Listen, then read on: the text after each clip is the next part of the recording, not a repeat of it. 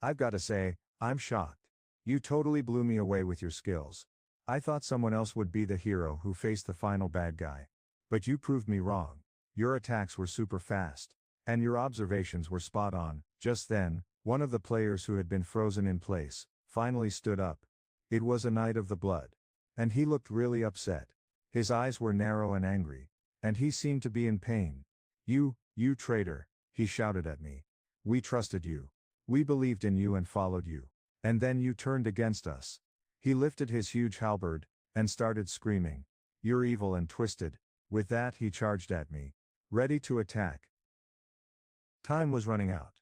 The attacker swung a massive blow at Kadokawa, but he was too quick. With lightning speed, Kadokawa opened a window on his screen and typed in some commands. In an instant the attacker's body froze in mid-air, and then crashed to the ground with a loud clang. A green border started blinking around the guy's health bar. He was paralyzed. Kadokawa kept typing away, his fingers flying across the screen. I turned to see Asuna kneeling on the ground, looking worried. But that wasn't all. Everyone else in the room was collapsing, groaning in pain except for Kadokawa and me. It was like something was controlling them. I quickly sheathed my swords and knelt down to help Asuna up, holding her hand tight. What's going on? I wondered. Kadokawa turned to face me again, a sly grin spreading across his face. So you think I'm trying to get rid of everyone here to hide my own bad deeds? He asked. He chuckled and shook his head. No way, that's not my style. But I don't have a choice anymore. It's time for me to speed up my plans. I'll be waiting for you at Ruby Palace. All the way up on the top floor. You see, I created the Knights of the Blood, or Code for short, to take on the tough enemies that show up from the 90th floor. And beyond. I didn't want to leave you hanging like this. But you've proven that you're strong enough to make it on your own. But then everything changed. He locked eyes with me, his stare like two laser beams boring into my soul.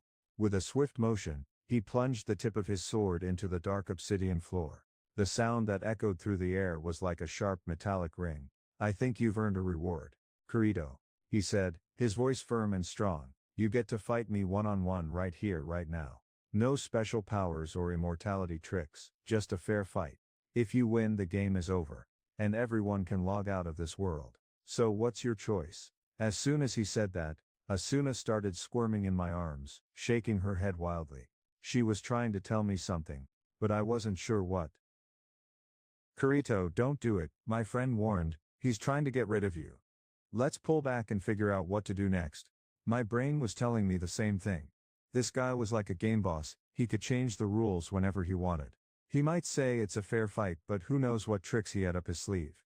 It seemed pretty clear that we should retreat, talk it over, and come up with a plan, but then I remembered something he said. He claimed to have created the Knights of the Blood Oath Kobo by himself. That got me thinking, could we really do it on our own? Before I knew it, I was talking trash. You're sick, I muttered. This guy had done some seriously messed up stuff. He had trapped 10,000 people in this game, hurt a lot of them, and just watched as we struggled to survive. It was like he thought it was all just a big game. And we were his pawns. That really got my blood boiling. Being a game master is the ultimate thrill. I flashed back to Asuna's tough past on the 22nd floor. I still remembered how she cried and clung to me for comfort. Now, I was face to face with the creator of this virtual world. The person who had hurt Asuna over and over again. Just for his own fun, there was no way I could back down. Alright, let's end this, I said, nodding slowly. Just then, Asuna screamed my name, Kirito. I looked down at her and felt a pang in my chest. It was hard to do what I had to do, but I put on a brave smile anyway. I'm sorry, Asuna, but this is it. There's no going back now. Asuna opened her mouth to say something, but then she just stopped and gave me a sad, desperate smile. Tears streamed down her face as she asked, "Are you going to die?" I shook my head, determination burning inside me. "No way, I'm going to win this thing and put an end to this crazy world." She smiled weakly and said, "I believe you." But there was something else I wanted to tell her. That even if I lost and disappeared forever, she had to keep living. The words stuck in my throat, so instead I just squeezed her hand tightly. Then with a heavy heart, I gently laid her down on the dark obsidian floor. I stood up, pulled out my swords, and marched over to Kaba. The sound of my blades rang out through the air. "Kirito, stop, my friends cried out. I turned around to see Agile and Klein struggling to get back to their feet. Our eyes met, and I nodded at Agile. Thanks for having our backs in this game, Agile, I said, trying to sound calmer than I felt. I knew exactly what had been going on. You'd spent almost all your money helping other players in the middle-level areas. I grinned at Agile, who looked totally surprised. Klein's eyes were wide, and he was breathing really fast, trying to find the right words. He looked a bit rough, with his bandana and stubble, but I stared him straight in the eye and took a deep breath. Klein, remember when we first met? My voice started shaking. No matter how hard I tried to stop it. I'm sorry for leaving you behind like that. I've always felt bad about it. That's all I could get out. But as soon as I finished, Klein's eyes started sparkling and tears began to fall. It was like a weight had been lifted off his shoulders. The guy was so upset that he just stood there crying silently for a bit. Then he tried to stand up and his voice shook with anger. Don't even think about apologizing to me right now, he yelled. This isn't over. You're not getting off that easy. I won't forgive you until we're back in the real world, and I've taken you out for dinner. He kept trying to shout, but I stopped him with a simple nod. Okay, deal, I said. We'll catch up on the outside. I gave him a thumbs up to show I meant it. Then I turned to the girl who had helped me say what I needed to say, something I hadn't been able to do for 2 whole years. I looked at Asuna one last time. Her face was streaked with tears, but she was still smiling. In my head I said sorry to her. And then I quickly turned away. I gazed up at Kadokawa, who still looked super confident and tough. I took a deep breath and said, I have one favor to ask. He raised an eyebrow, curious. What is it? He asked. I swallowed hard before answering. If things don't go well for me, please make sure Asuna can't hurt herself right away. Kadokawa's expression changed. And he looked surprised. But then he nodded in agreement. All right. I'll make sure she stays safe in Selmberg. Just then, I heard Asuna crying out behind me. Kirito, no, you can't do this, she exclaimed. But I didn't turn around. I got into position, moving my right foot back and holding my left sword ready. My right sword was down, prepared for the fight. Kadokawa tapped a few more keys on his screen, and our health bars appeared, both of us with just enough energy to survive one big hit. Then a message popped up above Kadokawa's head.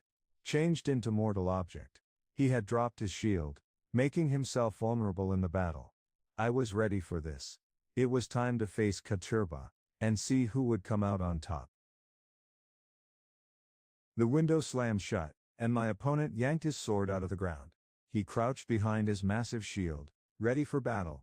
My mind was focused and sharp, like a blade. I had said sorry to Asuna in my head. But now those thoughts were gone. All that mattered was fighting. To be honest, I didn't have a secret plan to win. Last time we fought, I thought my sword skills were pretty close to his, but if he used that weird trick again, the one he called system assistance, I'd be in trouble. It had frozen me in place for a second before, and I wouldn't stand a chance. The only reason he might not use it was because of his pride. Kayaba, my opponent, didn't want to win by cheating. He wanted to prove he was the better fighter. That was my only hope. I knew what I had to do.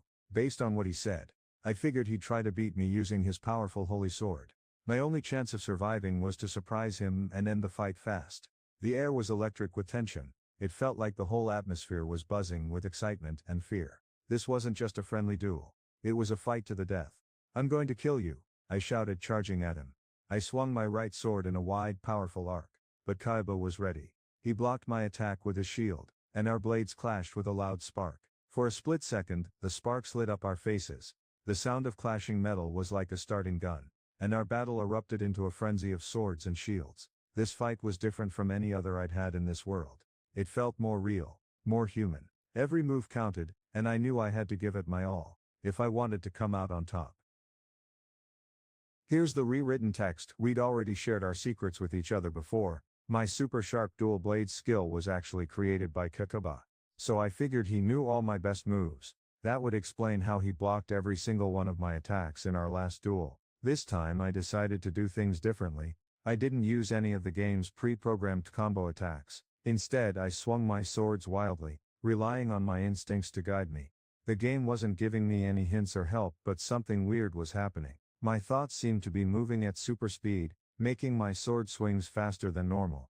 It was so fast that even my eyes couldn't keep up. My swords were a blur, creating multiple afterimages as they sliced through the air. 1, 5, 10. I swung my sword at Kaoba, but he blocked every hit with ease. He'd wait for the perfect moment to strike back with a quick and sharp jab. My super-fast reflexes were the only thing that kept me from getting hurt. The fight was intense.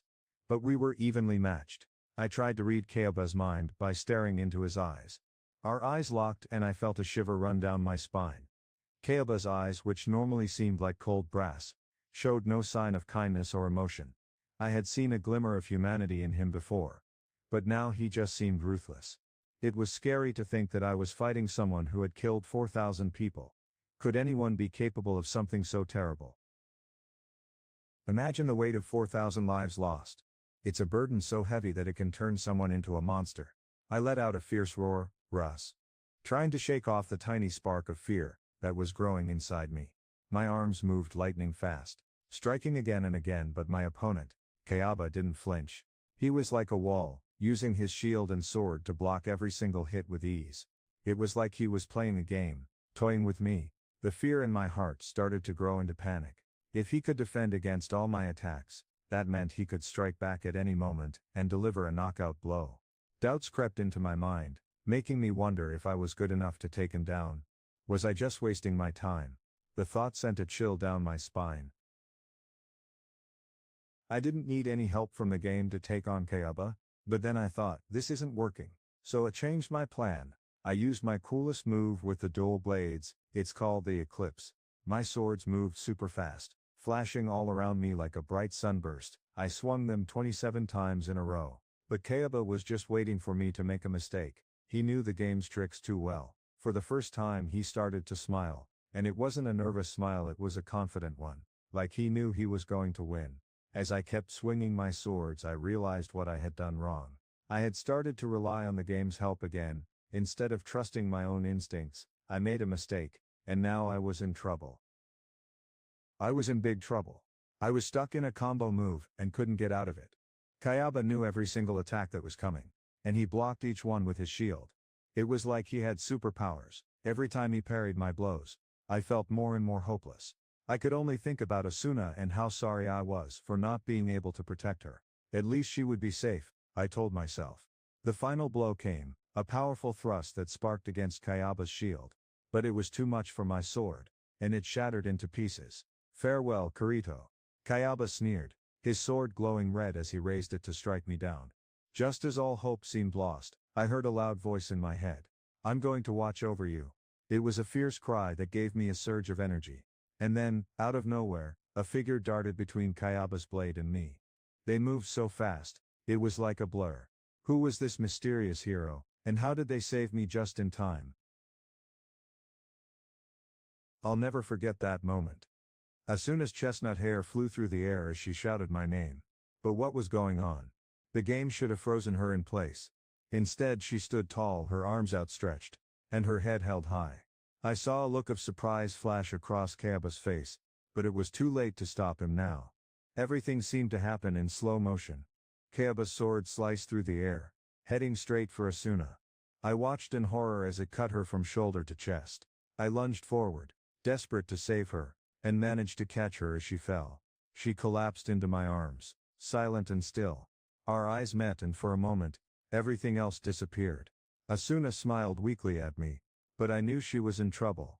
Her health bar was gone, which meant I didn't want to think about it, but then time seemed to stand still. The scene shifted, and we found ourselves sitting together on a hillside, watching the sunset over a peaceful lake. The sky turned pink and gold as the sun dipped below the horizon, casting a blue glow over everything. A gentle breeze rustled the leaves, carrying a slight chill through the air. It was a beautiful evening, but my mind was still reeling from what had just happened. As the sun began to set, birds flew back to their cozy nests, filling the air with their sweet songs. My friend snuggled up close, putting her hand in mine and resting her head on my shoulder. We gazed up at the sky, watching as clouds drifted lazily by and stars started to twinkle like diamonds, first one then two, and soon the whole sky was sparkling. The world around us was changing, with colors melting together in a beautiful blur. We stood there in comfortable silence, taking it all in. Finally my friend broke the quiet. I'm getting sleepy, she said, her voice soft. Mind if I rest my head on your legs? I smiled and nodded, inviting her to get comfy. Go ahead, sleep tight, I whispered. Just then I was reminded of another special moment with Asuna. She had looked up at me with a bright smile, her eyes shining with love, and her face glowing with happiness. But this time something was different. The warmth and weight of her body were missing. As I held her, she started to glow with a soft golden light. I stared in shock as tiny sparks of light danced around me. No, Asuna, why did you? This can't be happening. My voice shook with fear, but the light just kept getting brighter and brighter. A single tear rolled down Asuna's cheek, sparkling for a moment before disappearing. Her lips moved, whispering 2 words. I'm sorry and goodbye. Then, in an instant she was gone. The light in my arms flashed one last time and exploded into a swarm of golden feathers. They swirled around me. But as I tried to grab them, they slipped away like they were being blown by a strong wind.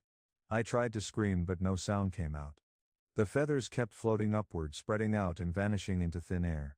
Asuna was really gone, and I was left with nothing.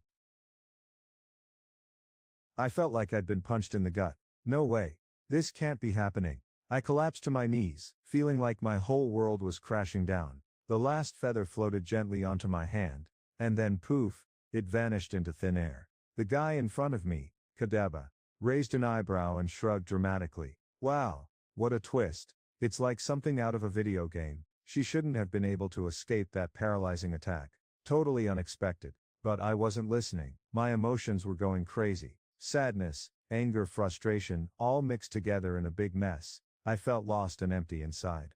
What was the point of anything anymore? Fighting in this virtual world, trying to get back to the real one, or just living my life. It all seemed pointless now. I'd lost the one thing that made me keep going, and I didn't know how to deal with it. Everything felt dark and hopeless. I still remember the day my friends died in the game. If only I had gone with them, things would be different now. I wouldn't have met Asuna, and I wouldn't have made the same mistake all over again. But most of all, I wouldn't have felt so guilty about what happened to her. As I stood there feeling empty and confused, I thought about how I had tried to stop Asuna from giving up on life. But now I realized that I didn't really understand what she was going through. It's like I was just pretending to care. My eyes fell on Asuna's rapier lying on the ground. I picked it up hoping to find some reminder of her. But it just felt empty in my hands. The thin blade sparkled in the light, but it didn't hold any secrets or memories of her. It was just a sword, and it didn't bring me any closer to understanding what had happened to the person I cared about. I stood up, my eyes fixed on the shiny reflection in front of me. But something was off. There was no sign of Asuna, the person who was supposed to be with me. I gripped one of my swords tightly in one hand and Asuna's rapier in the other. I'd had enough. I was gonna hold on to the memories of our time together and move on. Just as I started to walk away, I thought I heard someone calling my name from behind me. But I didn't look back. Instead I swung my sword at Kadokawa, taking a few clumsy steps forward as I did. Then I thrust the blade out in front of me. It wasn't a fancy move or even a real attack, just a wild swing. Here's a rewritten version of the text. Kadokawa swung his shield and blocked my attack with ease. He looked at me like he felt sorry for me, which made it even worse. Then, in one swift move, he plunged his sword deep into my chest. I gazed down at the metal sticking out of my body, feeling totally helpless. There was nothing to think about. My time was up. As I stood there, I could see my health bar slowly disappearing from the corner of my eye. It was like watching my life slip away, bit by bit. I closed my eyes, trying to shut out the painful reality. In my final moment I wanted to remember one happy thing, Asuna's bright smile. But even with my eyes closed, I could still see that annoying health bar ticking away. It was like it was haunting me, reminding me that my time was almost gone. My life was literally disappearing before my eyes. A red strip was getting smaller and smaller, like a countdown to disaster. It felt like the whole system, the thing that had kept me alive for so long, was just waiting for the perfect moment to strike. I was running out of time, only 10 pixels left. Then 5. And then everything would be over. Suddenly I felt an intense anger burning inside me. I realized what had really killed my friend Asuna. It wasn't just Kadokawa, the person who created this virtual world. It was the system itself, like a powerful and cruel computer program. This digital monster had destroyed Asuna's body and mind, and now it was coming for me. The system seemed to be laughing at us, its players, thinking we were clueless about its true power. It was like a merciless killer, cutting down anyone who got in its way. And I couldn't help but wonder, what does it mean to be alive in this virtual world? What are we really? Imagine being a puppet on strings, but you can't even reach the strings. That's what it feels like in the SAO system. If the system says you're good to go, you get to keep playing. But if it says nope, you're done for. Is that really all we are? Just pawns in a game? I was so angry, but my health bar just ran out. It was like the game was laughing at me. Then this tiny purple message popped up. You are dead. It felt like the ultimate authority had spoken. A super creepy chill spread through my body. Everything started to feel numb and fuzzy. I could sense the code taking over, breaking me down into tiny pieces. It was like my whole world was falling apart. The chill began at my spine, traveled up to my neck, and then flooded my head. All my senses, touch, sound, sight, everything started to fade away. I felt my body start to break apart into tiny pieces, like I was shattering into a million shards. But I refused to give up. I forced my eyes open, and to my surprise, I could still see everything around me. Kayaba's face was frozen in shock, his hand still clutching the sword that was stuck in my chest. Maybe time had slowed down for me again, because everything seemed to be happening in slow motion. My body was starting to dissolve, with tiny lights popping off and disappearing here and there. But I was still holding on, I was still alive. I let out a fierce scream, Razala. I screamed and fought back against the system that was trying to control me. I thought about Asuna, who had found the strength to overcome her fears and jump in front of an attack that seemed impossible to block. She was a rich girl who had always gotten what she wanted, but she was also lonely and brave, and she had inspired me to keep fighting. I had to keep going, no matter what. Asuna had given up everything to save me, and I couldn't let that go to waste. Even if death was waiting for me, there was still one thing I could do. I focused all my energy on the rapier in my hand. Asuna's rapier. Suddenly I could feel its texture again, and it was like her spirit was flowing into me. I could almost hear her voice, cheering me on. I slowly lifted my left arm, bit by bit. It hurt so much that it felt like my body was falling apart. The pain was intense, but I gritted my teeth and kept moving. My arm shook and trembled, but I didn't stop. I kept pushing through the agony, even when it felt like my soul was being torn away. It was a crazy thing to do, but I had to try. Asuna's voice in my head kept me going, urging me to keep fighting. I was just inches away, but it felt like a million miles. I was freezing, my body numb and stiff. Only my left arm still had any feeling, and even that was fading fast. It was like I was made of ice, melting away with every passing second. But then something amazing happened. The tip of the sword finally reached Kayaba's chest. He didn't flinch or move a muscle. His face, which had been shocked and surprised, relaxed into a calm smile. His lips were slightly open, and his eyes were peaceful. Somehow, my arm moved on its own, like it was being guided by an invisible force. I closed the last little bit of distance, and the sword touched Kayaba's chest. He closed his eyes like he was ready for what was coming next. And then, in a strange and quiet moment, it was done. The sword had pierced his chest, and everything was still.